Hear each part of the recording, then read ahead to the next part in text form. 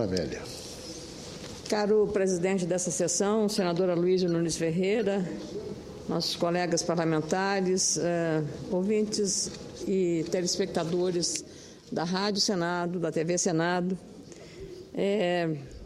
também não deixaria de mencionar a referência que fez há pouco o senador Paulo Paim a respeito da importância e da relevância que teve a passagem de Sua Santidade o Papa Francisco pelo Brasil. A repercussão internacional desta que foi a primeira visita episcopal de Sua Santidade teve uma relevância especial não só por essa condição, mas pela forma e pela maneira de ser deste Papa tão singular, tão humano e tão sábio ao mesmo tempo. A mensagem deixada por ele foi a da simplicidade, da generosidade e da solidariedade. Assim é que eu penso que não podemos nos esquecer dos ensinamentos deixados pelo Papa Francisco em todos os momentos que teve, despindo-se da pompa e da circunstância que poderia um chefe de Estado do Vaticano, como ele encarna, e ao mesmo tempo é o pastor das almas. Mas o Papa Francisco deixou no Brasil exatamente uma grande mensagem de simplicidade, de humildade e de amor ao próximo. E, sobretudo, um cuidado e uma preocupação social extremamente relevante nesse momento de tanta conturbação, não apenas em nosso país, mas também no mundo. Também um outro tema que eu queria abordar, o senador Rubem Figueiró, com a sabedoria que sempre teve, abordou aqui relativamente à fatídica multa de 10% sobre o FGTS sobre as empresas. O veto da presidente Dilma Rousseff ao projeto PLP 200 de 2012, que acabou com a cobrança provisória de uma multa adicional de 10% do FGTS, o Fundo de Garantia, por tempo de serviço, nas demissões sem justa causa, senador Aloysio Nunes Ferreira, é a prova mais recente e concreta da intransigência do governo. É o hábito de descumprir acordos e desrespeitar votações apoiadas pela maioria dos parlamentares desta Casa e da Câmara Federal.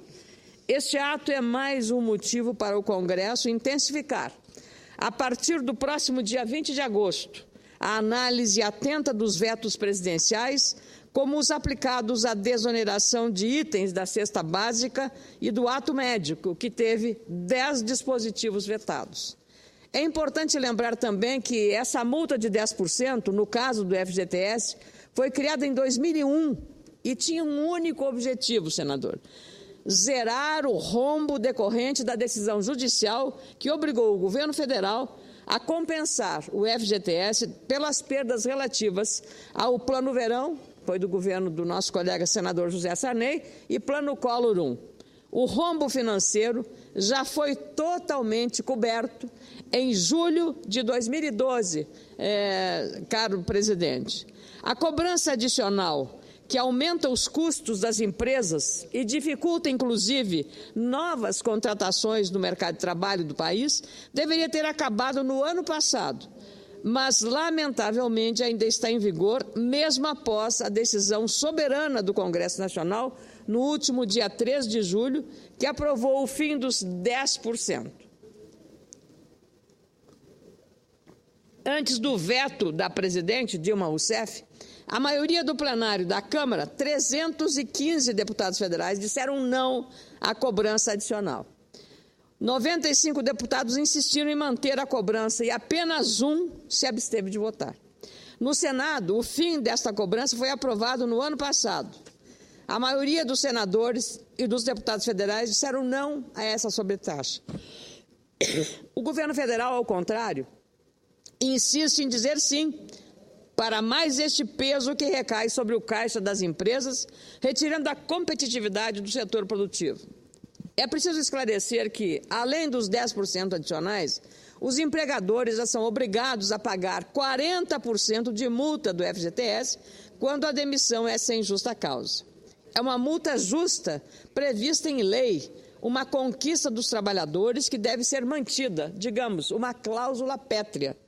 A multa adicional dos 10%, entretanto, é injusta e um grave problema para as empresas que precisam de estímulos para continuar gerando emprego e renda no atual momento econômico do país e investindo também em tecnologia.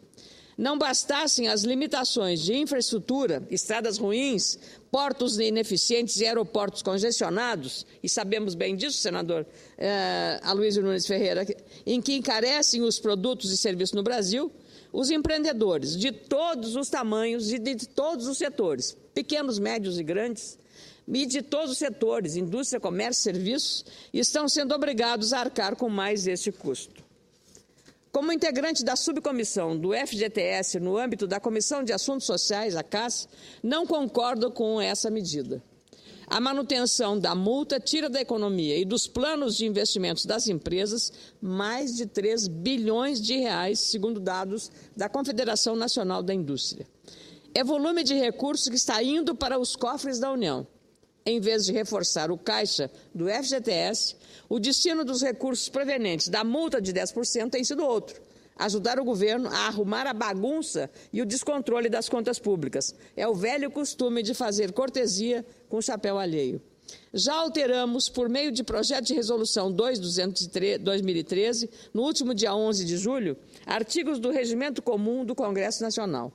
Assim que os vetos forem comunicados ao presidente do Senado, Renan Calheiros, o Congresso terá 72 horas para criar a comissão mista e definir o calendário de votações dos vetos. Este novo cronograma de trabalho valerá para os vetos publicados a partir de 1º de julho de 2013. Será a oportunidade para cobrarmos do governo o cumprimento de acordos assumidos que resultem em políticas transformadoras e condizentes com os anseios dos eleitores. Com muito prazer, concedo a parte ao nobre senador do Tocantins.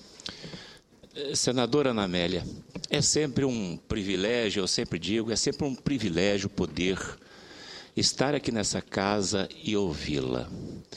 Os vossos discursos, eu sempre digo, é recheado de muito conteúdo. Apesar de Vossa Excelência fazer parte, o seu partido, da base do governo, me parece, Vossa Excelência sempre tem colocado as suas ideias com muita imparcialidade. Isto me deixa cada dia mais encantado por Vossa Excelência. Essa história dos vetos, isso virou moda no Congresso Nacional, porque é tão fácil vetar, né?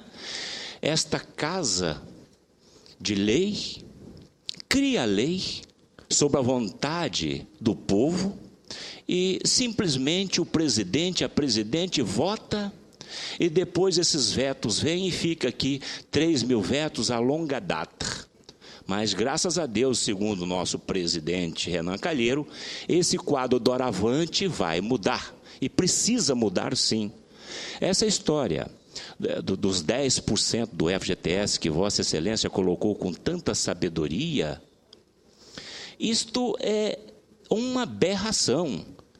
O nosso país, economicamente, está muito mal, mas muito mal mesmo. O nosso custo Brasil é elevadíssimo. Produzir nesse país custa muito caro. E a prova disto é o que está acontecendo hoje no Brasil.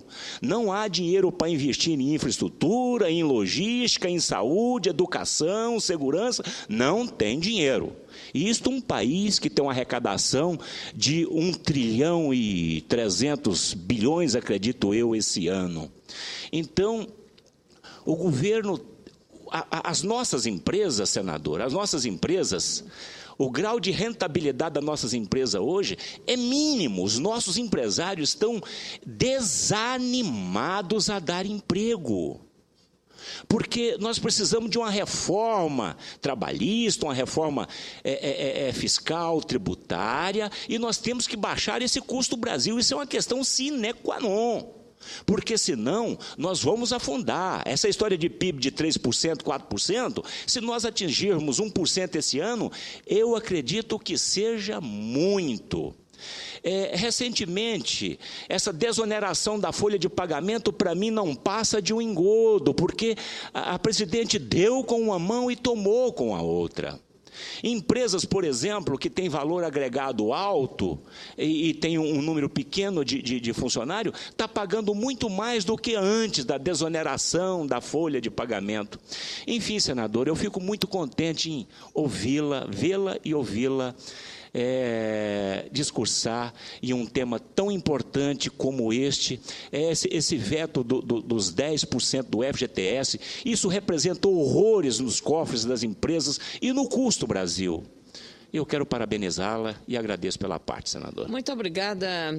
Senador, o senhor que tem uma experiência muito grande nessas questões de avaliar o chamado custo Brasil.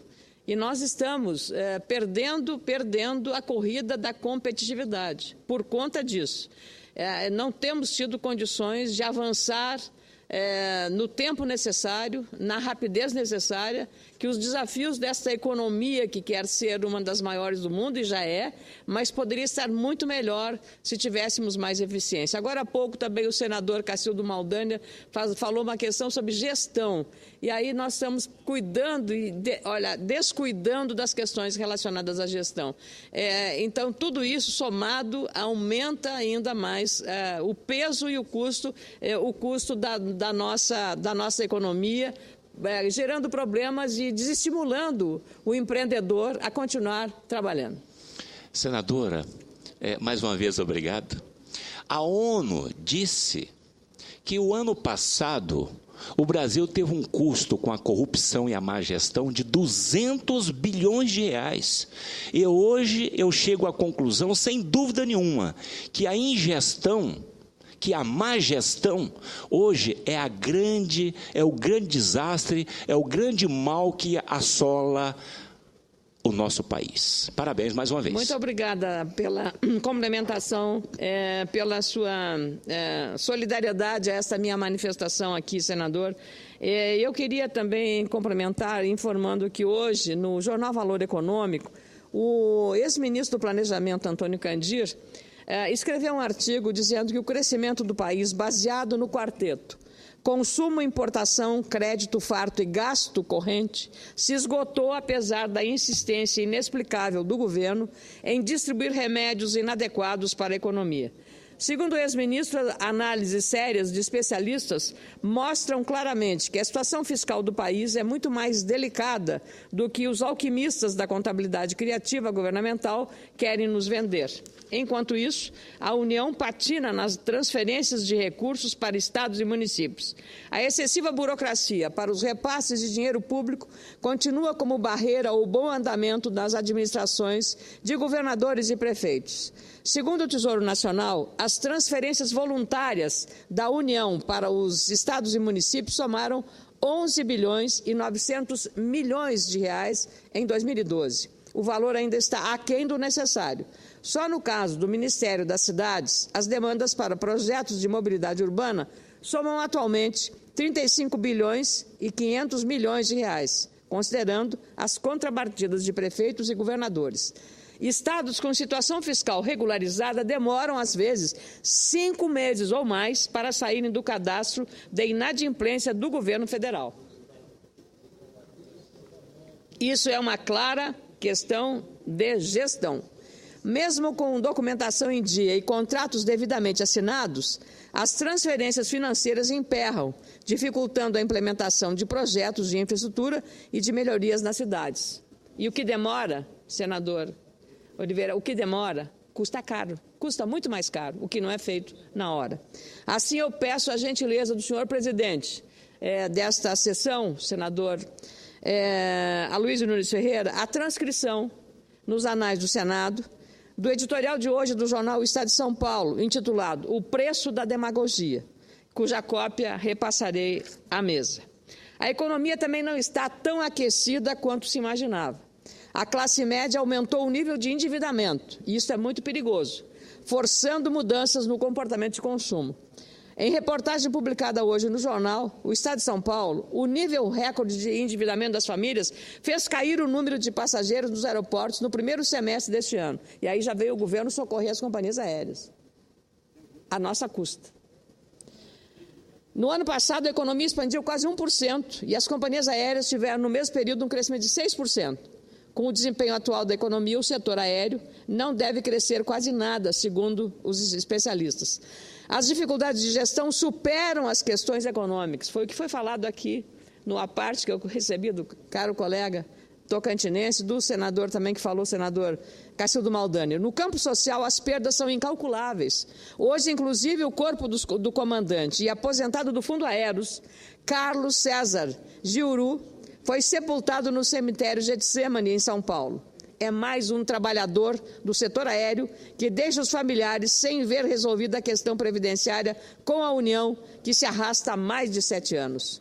Outro aposentado, vítima do faleio do Fundo Aéreos, Varney Liberato, de Minas Gerais, que vive em Muriaé, entrou hoje em contato por telefone com o meu gabinete, manifestando, veja só que lógica, contrariedade ao perdão das dívidas de países africanos, senador Aloysio Nunes Ferreira, enquanto persiste o drama dos aposentados brasileiros que não podem sequer acessar os recursos da aposentadoria. Veja só, é contraditório isso. Tiveram dinheiro para entregar para governos com uma séria atitude com provas cabais de corrupção, declarado internacionalmente. Então, quer dizer, 2 pesos e 2 medidas. E essas pessoas que pagaram, contribuíram e por falha do Estado, da Secretaria de Aposentadoria Complementar, acabaram agora estando na miséria, vivendo na miséria, recebendo apenas 8% do que deveriam.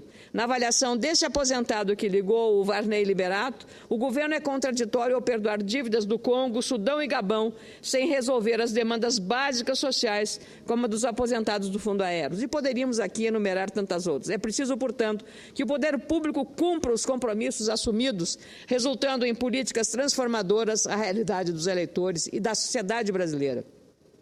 A revisão dos vetos que causam danos à sociedade e ao plano de desenvolvimento de nossa economia é uma atitude necessária que essa Casa precisa adotar. Queria, por fim, aproveitando esses 4 minutos que me restam, meu caro presidente, a secura de Brasília já está fazendo esse efeito sobre todos nós. Eu queria fazer um registro sobre o jornal Correio Brasiliense de hoje, que traz uma matéria, já publicada ontem, de o preço de uma passagem aérea ter sido cobrada do governo federal o dobro do preço. Uma passagem aérea de classe executiva para Nova York, para a Secretaria de Políticas para as Mulheres, deveria ter custado R$ 12.677,31. E essa passagem custou aos cofres públicos R$ 24.882 de reais, R$ 24.800,82.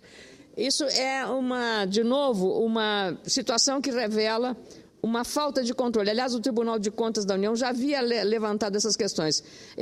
Eu queria até cumprimentar a iniciativa da ministra Miriam Belchior, do Ministério do Planejamento, por ter tomado uma iniciativa de estabelecer um controle. Ora, hoje, com os sistemas de informática, você podendo acessar diretamente pela internet o custo dessas passagens, com meia dúzia de pessoas, funcionários do próprio governo, do próprio Ministério, poderia emitir esses bilhetes sem a necessária contratação de empresas para fazer esse serviço. Então, eu queria dizer que o jornal Correio Brasiliense prestou um bom serviço para mostrar que a questão da gestão está em toda parte, nas questões até que parecem menos importantes, mas que a soma disso representam muito em relação ao que a sociedade está esperando de todos nós. E, por fim, mas não menos importante, gostaria também que fosse transcrito nos anais de hoje, do Senado Federal, senador,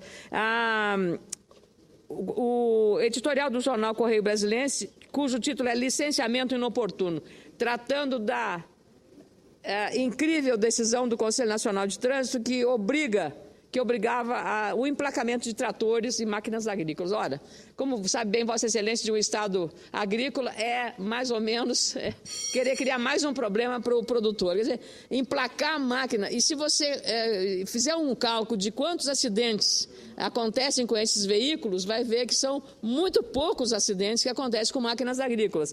E, no entanto, cria-se aí um licenciamento para tratores do sistema Renavan que atingia produtores rurais. Eu queria até dizer que o ministro Aguinaldo Ribeiro me telefonou dizendo que o CONTRAN prorrogou até o final deste ano a vigência desta portaria do Conselho, mas nós vamos ter que, por lei, acabar com essa exigência, porque isso é uma exigência do Código Nacional de Trânsito. Só que vamos ter que, por lei, também alterar, porque o que estava fazendo o CONTRAN era cumprir uma determinação que está no Código. Então, temos que mexer no Código de Trânsito para evitar mais um peso, uma oneração e uma burocracia que custa dinheiro sobre os produtores rurais na compra de uma máquina agrícola que precisa ser emplacada, um trator, especialmente tratores e máquinas agrícolas. Então, eu solicito a transcrição nos anais do editorial Correio Brasileiro, licenciamento inoportuno. Muito obrigado, senhor presidente. Cumprimento Vossa